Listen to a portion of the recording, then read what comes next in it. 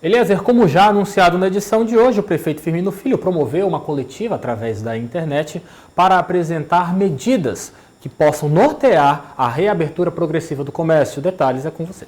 Isso, Lívia. A expectativa era a apresentação de um protocolo já flexibilizando as atividades, como poderiam ser abertas algumas empresas, enfim, ainda não.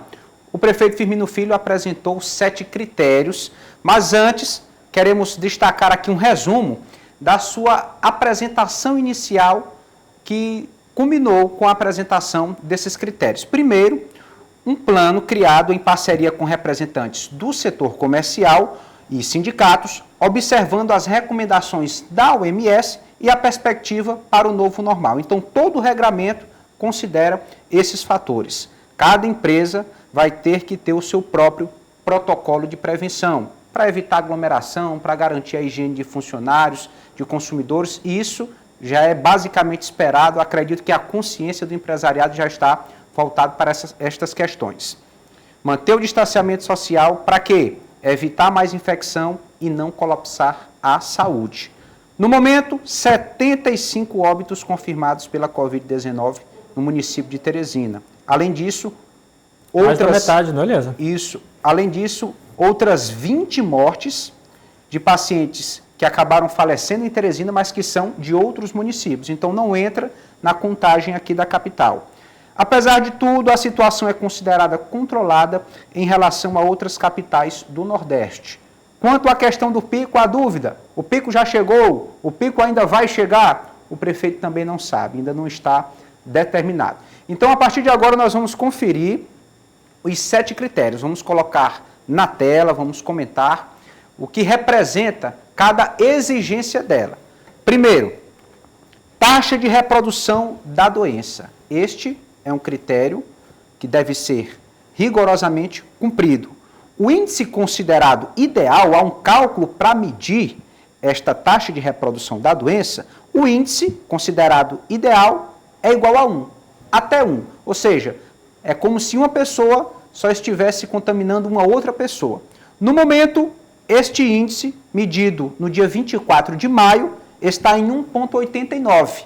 É como se cada pessoa estivesse contaminando outras 2 pessoas, de acordo com a pesquisa da Prefeitura de Teresina. Então, essa taxa de reprodução tem que ser reduzida para assim se pensar em alguma flexibilização. Segundo critério, diminuição das internações. Terceiro critério, redução dos óbitos. Quarto critério, capacidade de leitos de observação em enfermaria. A exigência é que pelo menos 30% desses leitos de observação em enfermaria estejam disponíveis, pelo menos 30%, para quê? Para se abrir as atividades comerciais. Quinto critério, capacidade de leitos de UTI, também pelo menos 30% disponíveis. Agora, qual a situação atual? 186 leitos totais na rede pública e na rede privada. Esta é a capacidade atual do município de Teresina. E destes 186, 138 estão ocupados. Uma taxa de 74% de ocupação. Ou seja, só 26% estão disponíveis. Esse índice é menor do que os 30%. Logo, este critério não está ainda obedecido. Sexto critério, fortalecer a capacidade de testagem. Pelo menos 1.000 testes por dia.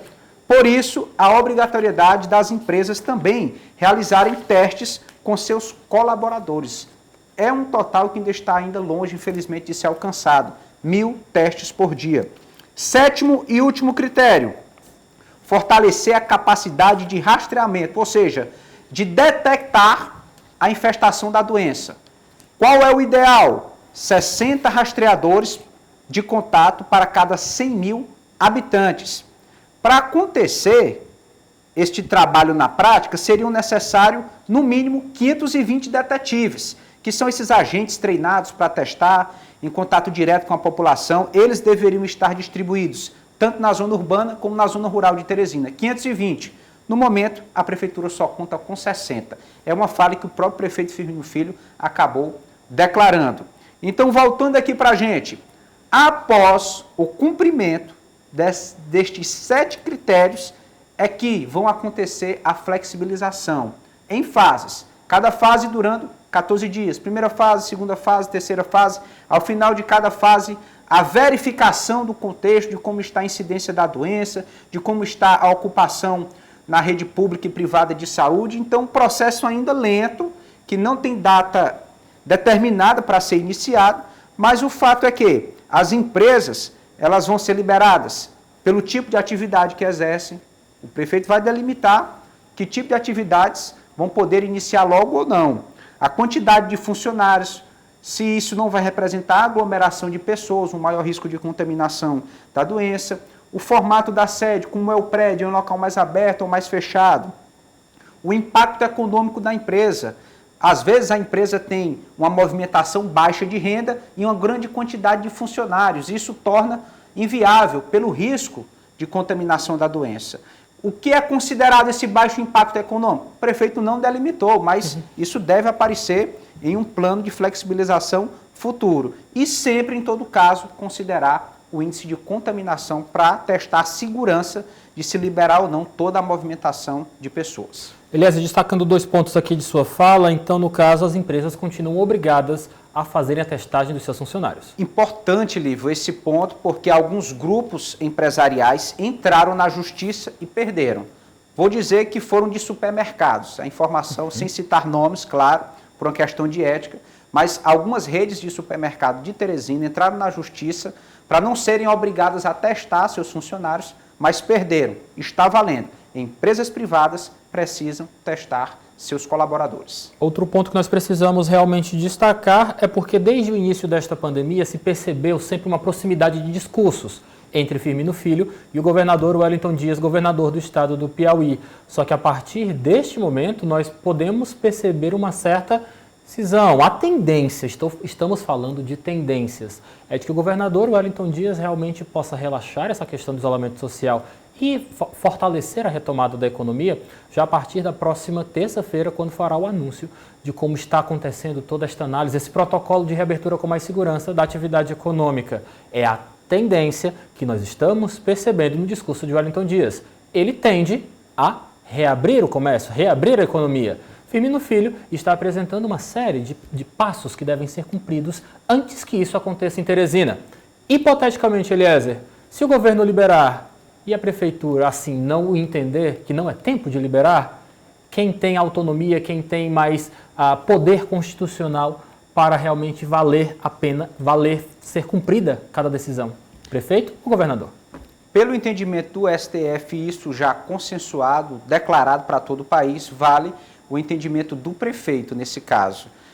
As diferenças são consideradas, mas governadores e prefeitos têm autonomia. Em um caso de divergência, vai se medir o risco da decisão de cada um, mas, neste caso, entre o governo do estado e prefeitura, vai pesar a decisão local.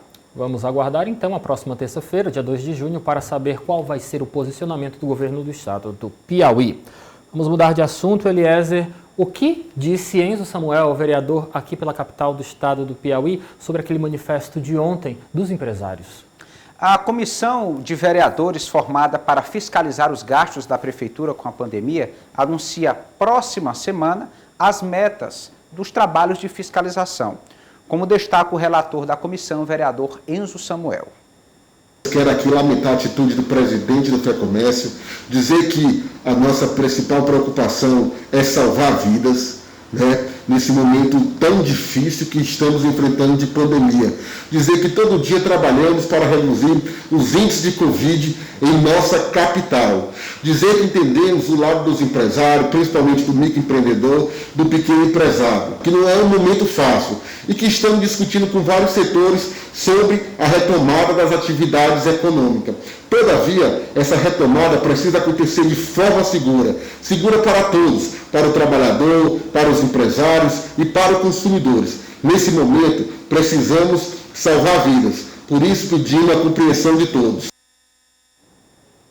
Vamos só realmente corrigir aqui a informação, Eliezer, nós ouvimos o posicionamento de Enzo Samuel acerca do manifesto de ontem dos empresários ali na porta do Palácio da Cidade. Correto. De fato, o vereador Enzo Samuel é o relator da comissão que vai fiscalizar os gastos da Prefeitura. Próxima semana já vai apresentar metas de fiscalização, de trabalho, como é que o resultado desta perícia vai chegar à população de uma forma geral, e também aí o vereador repudiando, né, o ato, considerando perigoso e inadequado para o momento as manifestações dos empresários ontem, representados pela FEComércio, de outras instituições também, em frente à Prefeitura de Teresina, e depois se direcionaram ao Palácio do Karnak. Enfim, é um direito de livre manifestação, para todos os efeitos estamos em uma democracia, e é claro, em tudo que acontece, há correntes favoráveis, há correntes que são discordantes. O importante é cada um ter o direito de se manifestar, de fazer valer as suas pretensões, claro, sempre respeitando o limite com o próximo. Eliezer Rodrigues, finalmente Rubenita Lessa definiu seu destino político de olho nas eleições de 2020. Vamos conferir a partir de agora o que ela disse e para onde ela vai. Porque o nosso caminho natural, que era a Aliança pelo Brasil, que estávamos trabalhando, não pôde se concretizar. Então, eu particularmente recebi carta branca, o aval do presidente Bolsonaro, em conversa que tive com ele, para que eu escolhesse aqui em Teresina a melhor sigla que fosse interessante para que eu pudesse disputar, levando em consideração coeficiente, composição, quem faz parte, o próprio ambiente. E aqui o PSL, embora em âmbito nacional ele esteja rachado, uma parte chamada ala bolsonarista e outra parte bivarista, aqui no PSL Piauí ele é apoiador do presidente Bolsonaro. Então, o ambiente era mais favorável para mim. Eu já conhecia a chapa, meus colegas já haviam dito que se a gente não conseguisse construir a aliança, eu poderia retornar ao PSL. Então, levando todos esses fatores, eu retornei para o PSL aqui, porque aqui ele está com o presidente Bolsonaro. Nesse momento, você se declara pré-candidata a vereadora ou a prefeita? Já tem uma definição nesse sentido? Eu estou pré-candidata a vereadora, né? Mas existe um grupo grande que pede que eu avalie para ser pré-candidata a prefeita. Tem muitas mudanças aí em vista, o próprio calendário eleitoral, mas até o presente momento é pré-candidata a vereadora. E nós vamos conversar se vamos mudar esse projeto ou não, tendo em vista que não há uma representatividade, né, de direita, de conservadorismo, para fazer o enfrentamento das chapas, das pré-candidaturas que já se apresentaram. Você é vista como uma liderança mais próxima do presidente Bolsonaro. Isso pode favorecer uma candidatura majoritária? Sim, isso pode favorecer sim, né? Apesar dele já ter deixado muita vontade para que pudesse decidir isso, né? Certamente a aliança, a amizade, o apoio dele, com certeza contou muito. Nós temos visto outros partidos de direita, como o Patriota, também com pré-candidato. Isso representa uma cisão nas direitas ou vocês podem se unir? Não há cisão alguma na direita. Nunca houve cisão alguma na direita. Quem quiser se enquadrar como direita é uma livre convicção política. Tá aí, Rubenita Lessa escolhendo então o PSL como sua bandeira política partidária para disputar as eleições de 2020. Surpreendeu, Eliezer? De certa forma, Lívio Galeno, lembramos que o presidente Bolsonaro teve sérias divergências com a direção nacional do PSL, acabou saindo do partido, tentou criar a Aliança pelo Brasil formalmente perante a Justiça Eleitoral, mas não conseguiu todas as assinaturas necessárias nos estados brasileiros para criar até o prazo estipulado pela Justiça. Então, acabou-se que algumas lideranças, como a pré-candidata Rubenita Lessa, retornaram ao PSL. E, de fato, a situação está assim. Parte do PSL, a ala bolsonarista, continua apoiando o presidente no Congresso, continua com as bandeiras defendidas pelo presidente. Lembrar que é um processo difícil se criar uma nova sigla partidária, então, até que isso aconteça, é natural se procurar o melhor caminho, cada pré-candidato, cada grupo. Então, aqui no Piauí, aí pesou o contexto local, o Rubenita Lessa entendeu que o PSL, com todos os seus representantes e integrantes, estão alinhados com o discurso do presidente Bolsonaro. Eles vão se apresentar como essa alternativa de direita. E aí, outros partidos deveriam se unir, nesse momento também, ao PSL, para evitar uma divergência no projeto político, como, por exemplo, o Patriota. O Patriota tem pré-candidato próprio agora, o Major Diego, mas, no momento, ainda não há uma declaração de alianças entre os partidos de direita. Por isso, a impressão de que correntes podem se divergir dentro da direita piauiense. Ok. Eliezer, nós vamos agora para um assunto que realmente foi o grande destaque desta sexta-feira. Finalmente se inaugurou o hospital de campanha que foi criado pelo governo do estado do Piauí no Ginásio Verdão, agora a Arena Verdão. Era um anúncio muito esperado, o governador Wellington Dias foi bastante criticado por conta dessa questão da demora da inauguração do hospital de campanha, mas hoje ele foi entregue à população. Sim, verdade. Foi entregue na manhã de hoje o hospital de campanha do Ginásio Verdão para reforçar o atendimento a pacientes com a Covid-19. São 103 leitos, sendo 90 clínicos e 13 leitos de estabilização. Quem vai coordenar o hospital é o médico Jefferson Campelo. Durante a solenidade de inauguração, o governador Wellington Dias agradeceu a parceria com a Universidade Federal do Piauí, a Prefeitura de Teresina e outras entidades. Vamos ouvi-lo. Nós estamos aqui no Hospital de Campanha do Verdão. Fizemos agora a solenidade de inauguração e nós temos aqui 90 leitos clínicos e 13 leitos de estabilização disponíveis para a rede.